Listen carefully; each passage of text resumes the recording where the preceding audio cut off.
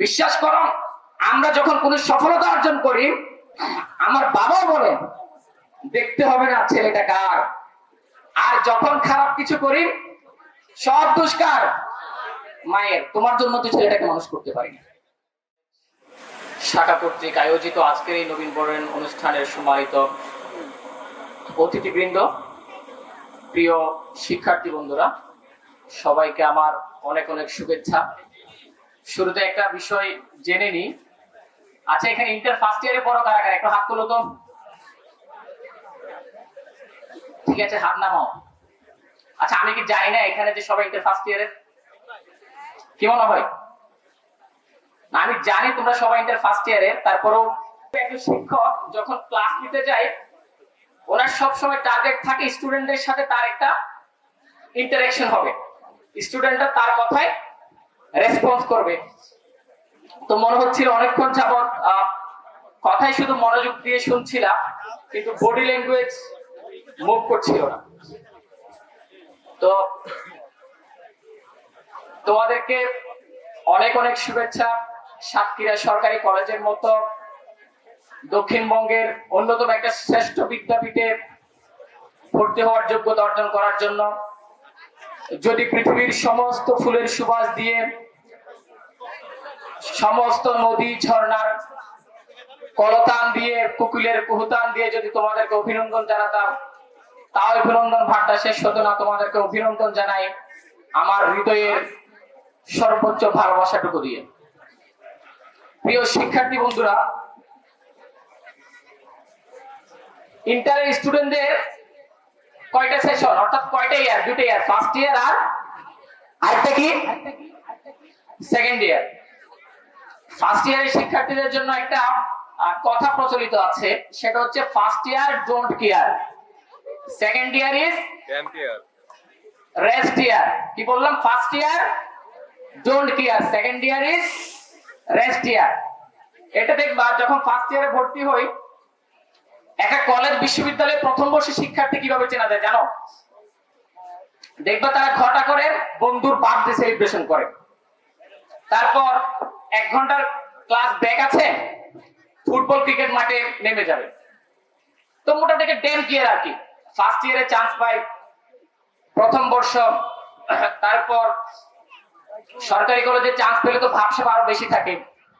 আর আমি যতটুকু জানি তোমাদের অধিকাংশ হইলাম এসএসসি বা সমমান পরীক্ষায় এ প্লাস পাওয়া শিক্ষার্থী, তো তোমাদের উচ্ছ্বাসটা তো আরো বেশি। আমি আজকে থেকে ঠিক 12 বছর আগে এসএসসি পরীক্ষা দিয়েছিলাম। মজার বিষয় হচ্ছে এই 12 বছরে আমাকে 12 জন জিজ্ঞেস করেনি তোমার এসএসসি তে রেজাল্ট কি ছিল। 12 জন জিজ্ঞেস করেনি। আমি ডুয়েট থেকে বিএসসি এবং এমএসসি কমপ্লিট করেছি, এখন আমার প্রতিষ্ঠানের কথাও জিজ্ঞেস করে না। আমি 14 ঘন্টা জার্নি করে বাড়ি থেকে আসলাম, বাড়িতে যার সাথে দেখা হচ্ছিল জিজ্ঞেস করতেছে, বাবা কোথাও জয়েন করেছো, চাকরি বাকরি কিছু করছো? তার মানে আমার ডিগ্রিটা আমার কাছে এক ধরনের বোঝা হয়ে গিয়েছে। তো তোমরা যারা সরকারি কলেজে চান্স পেয়েছো, তোমরা অনেক মেধাবী, তবে এই মেধার যদি মূল্যায়ন করতে না পারো, মনে রাখবা তোমরা একটা সময় নিজের কাছেও বোঝা হয়ে যাবা, এই সমাজের কাছেও বোঝা হয়ে যাবা। এই জন্য কি করতে হবে? আমি সহজ ভাষায় 3টা কথা বলে শেষ করব। 1 নাম্বার হচ্ছে নলেজ, জ্ঞান অর্জন করা। কি রকম জ্ঞান? আমাদের একটা কথা আছে, পুঁথিগত বিদ্যার পরে হস্তে ধন, নহে বিদ্যা নহে ধন হলে প্রয়োজন। তোমরা একাডেমিক পড়াশোনা শুধুমাত্র বইয়ের মধ্যে সীমাবদ্ধ না করে এই রিলেটেড যত পড়াশোনা আছে সেগুলা মাস্ট বি ক্যাপচার করতে হবে। তোমাদেরকে একটা হতাশার তথ্য দিই। 2022 সালে এ প্লাস পেয়েছিল 2,69,000। 2024 সালে এসে একই শিক্ষার্থীগুলো এইচএসসি পরীক্ষা দিয়ে এ প্লাস পেয়েছিল 1,50,000। তার মানে ঝরে গেল কত? 1,10,000 যারা এসএসসি তে এ প্লাস পেয়েছে, তারা আবার এইচএসসি তে গিয়ে এ প্লাস পায়নি। আরো মজার তথ্য দিই, যারা এইচএসসি তে এ প্লাস পেয়েও ঢাকা বিশ্ববিদ্যালয়ের বিজ্ঞান ইউনিটগুলোতে ভর্তি পরীক্ষা দেয়, এমনও অনুষদ যায় যেখানে পাস করে 5 থেকে 6%। Can you imagine?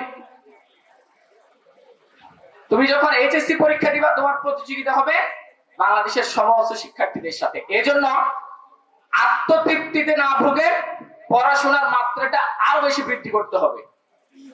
সেকেন্ড যে কথাটা বলবো, স্কিল ডেভেলপ করা। আমাদের বর্তমানে বাংলাদেশের শিক্ষিত বেকারের সংখ্যা কত জানো? যারা অনার্স মাস্টার্স কমপ্লিট করেছে, যারা ঢাকা বিশ্ববিদ্যালয়, চট্টগ্রাম বিশ্ববিদ্যালয়, আরো ভালো ভালো কলেজ থেকে উচ্চতর ডিগ্রি অর্জন করেছে, বাংলাদেশের শিক্ষিত বেকারের সংখ্যা বর্তমানে 70 লক্ষ। তার মানে পড়াশোনা করলে চাকরি হয়ে যাবে গ্যারান্টি এখন আর নাই। কি করতে হবে? স্কিল ডেভেলপ করতে হবে। তোমরা স্পেস এক্স এর নাম শুনেছো, তাই না? বা টেসলার নাম শুনেছো না? টেসলার মালিক কে? হ্যাঁ, তোমরা অনেকে জানো। ইলন মাস্ক তার প্রতিষ্ঠান থেকে সেদিন একটা চাকরির বিজ্ঞপ্তি দিয়েছে। চাকরির বিজ্ঞপ্তিতে শর্ত হিসেবে কোন ডিগ্রি চেয়েছে জানো? উনি কিছু কোয়ালিফিকেশন চাওয়ার পরে লাস্ট লাইন ছিল, কোন একাডেমিক শিক্ষাগত যোগ্যতার প্রয়োজন নাই।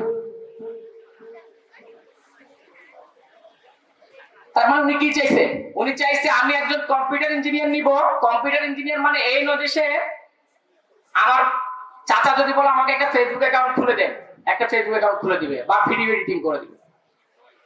উনি চাইছিল আমি যে কারণে আমার ইঞ্জিনিয়ারটা নিচ্ছি বা যে এমপ্লয়িটা নিচ্ছি, তিনি ওই ফিল্ডে দক্ষ হইতে হবে। সেজন্য যেটা করতে হবে, যে কোনো একটা স্কিল ডেভেলপ করা। আমাদের ইংরেজি বিভাগের বিভাগীয় প্রধান স্যার উনি ওনার বক্তব্য বলে গিয়েছিলেন, আমাদের কি স্কিল ডেভেলপ করতে হবে, এক্সট্রা কারিকুলাম অ্যাক্টিভিটিতে অংশগ্রহণ করতে হবে। এই বাংলাদেশের কানাডিয়ান একটা প্রতিষ্ঠান একবার একটা রিসার্চ করেছিল, বললো যে মানুষের চাকরি না হওয়ার পিছনে দায়ী কি। তার মধ্যে 20টা কারণ বের করেছিল। তার মধ্যে প্রথম কারণ হচ্ছে